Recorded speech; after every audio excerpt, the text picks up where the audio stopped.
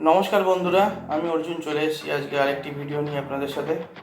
তো আজকের মেন টপিকটা হচ্ছে আমরা কি রড ব্যবহার করব বাড়ির ক্ষেত্রে, মানে সাধারণ বাড়ির ক্ষেত্রে আমরা কত টাকা রড ব্যবহার করব। তো আপনি তো বাড়ি বানাচ্ছেন, কিন্তু বাড়িতে কত টাকা রড ব্যবহার করবেন সেই ক্ষেত্রে সবার একটা কনফিউশন থেকে যায়। তো সেই ক্ষেত্রে সবার এই জিনিসটার বিষয়ে নলেজ থাকে না যে বাড়িতে আমরা বিমে হোক বা কলমে হোক বা স্ল্যাবে হোক, স্ল্যাবেরটা তো মোটামুটি সবাই জানে, কিন্তু বিম কলম ফাউন্ডেশন কতটা রড ব্যবহার করব সেই নলেজ থাকে না। তো আমরা কী করে থাকি সাধারণত মিস্ত্রির কাছে হোক বা যে গোলা থেকে বান দিচ্ছি সেখানে হোক, আমরা জিজ্ঞেস করি যে কত রডটা দিলে ভালো হয়। তো এই ক্ষেত্রে আমি বলি এই নলেজটা যদি আপনাদের নিজেদের থাকে যে কত রড দিলে কোথায় ভালো হবে, তো জিনিসটা কি ভালো হয় না? তো সেই জিনিসটা নিয়ে আজকে আলোচনা করতে চলেছি। তো যাই হোক, মেন আলোচনার বিষয়ে ফিরে আসি। তো আমরা বন্ধুরা যেই আজকের টপিকটা সেটা হচ্ছে রেসিডেন্সিয়াল বাড়ির ক্ষেত্রে, মানে কমার্শিয়াল বাড়ির ক্ষেত্রে নয়, রেসিডেন্সিয়াল বাড়ির ক্ষেত্রে আমরা কী রড ব্যবহার করব। তো আমি প্রথম 5টা রডের ডায়া নাম বলছি যেগুলো আমরা রেসিডেন্সিয়াল বাড়ির ক্ষেত্রে ব্যবহার করব। তো সেটা হচ্ছে 16 ডায়া, 12 ডায়া, 10 ডায়া, 8 ডায়া আর 6 ডায়া। এই 5টা ডায়া আমরা ব্যবহার করব।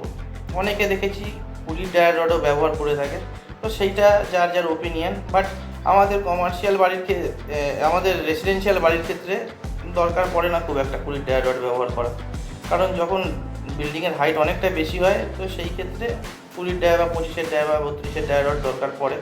তো তাও মেনলি সেগুলো বিম আর কলমের ক্ষেত্রে, আদার্স কোনো জায়গায় নয়। তো সেখানে আমাদের নর্মালি রেসিডেন্সিয়াল বাড়িতে যেগুলো দোতলা বা একতলা এসব বাড়িগুলো হয়, তো সেখানে আমাদের 20 রড না ব্যবহার করলেও চলে। তো যাই হোক, 16 রডটা আপনি ব্যবহার করতে পারেন, 12 রড, 10, 8, 6। তো এর মধ্যে আমি বলতে চাই মেনলি 12 রড আর 8 রডটা সবথেকে বেশি ব্যবহার হয়। হ্যাঁ, তো বন্ধুরা, তো আমি বলছিলাম 8 রড আর 12 রড কেন বেশি ব্যবহার হয়। 8 রড আমাদের স্ল্যাবে লাগছে, স্টিরাপ বানাতে লাগছে বা রিং যেটাকে বলা হয় এখানে লাগছে।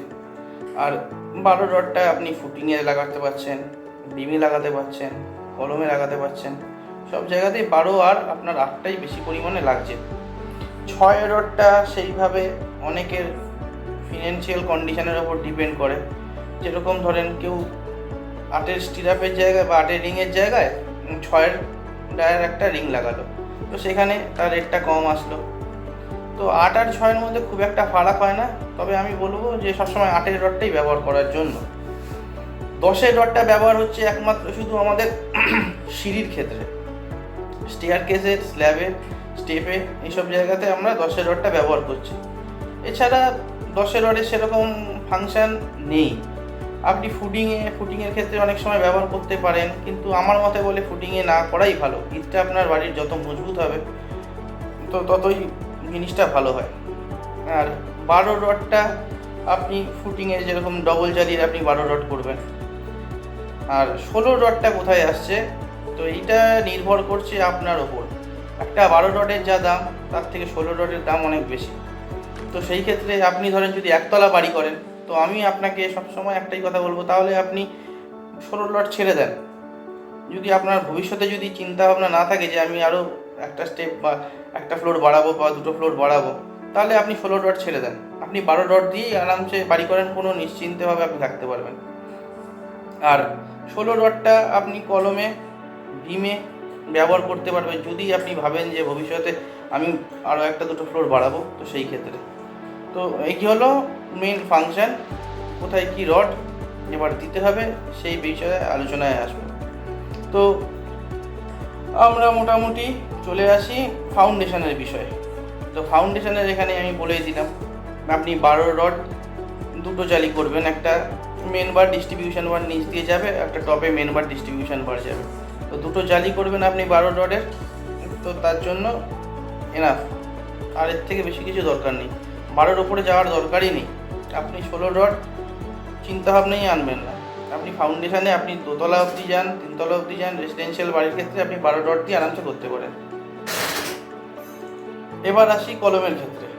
কলমে আপনারা 4টে 16, 2টো 12 ব্যবহার করতে পারেন যদি ভাবেন বাড়িটাকে ভবিষ্যতে বড় মানে 2-3টে ফ্লোর বাড়াবো।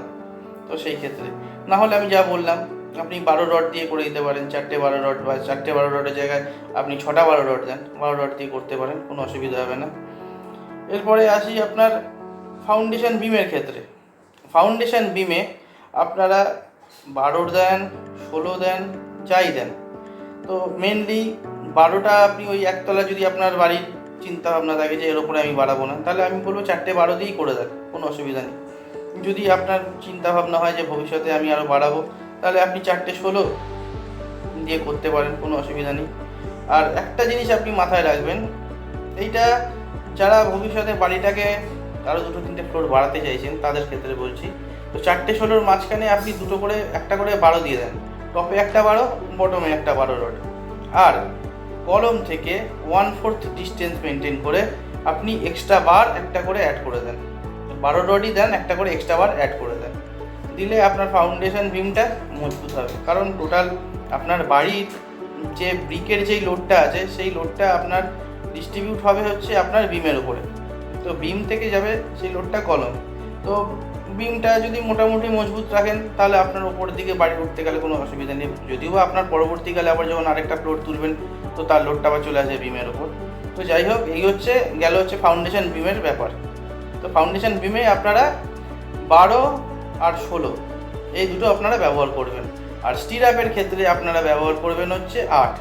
আমি বলবো 8। আপনার মিস্ত্রি অনেক সময় বলতে পারে যে দাদা 6 দিয়ে করেন, ভালো হবে, কমের মধ্যে হয়ে যাবে, কিন্তু আমি বলবো না, 12 রড আর 16 রড আপনি মেন বার আর করেন, মেন বারে দেন, আর আপনি স্টিরাপ করেন সব সময় 8 রডের।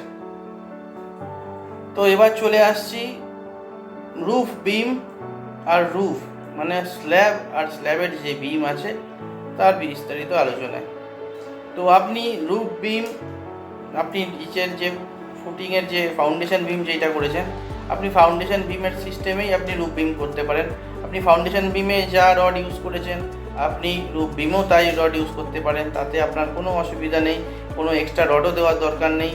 যা সেম প্রসেস আপনি নিচে ইউজ করেছেন অ্যাজ ইট ইজ সেম প্রসেসই আপনি রুফ বিমে ব্যবহার করেন।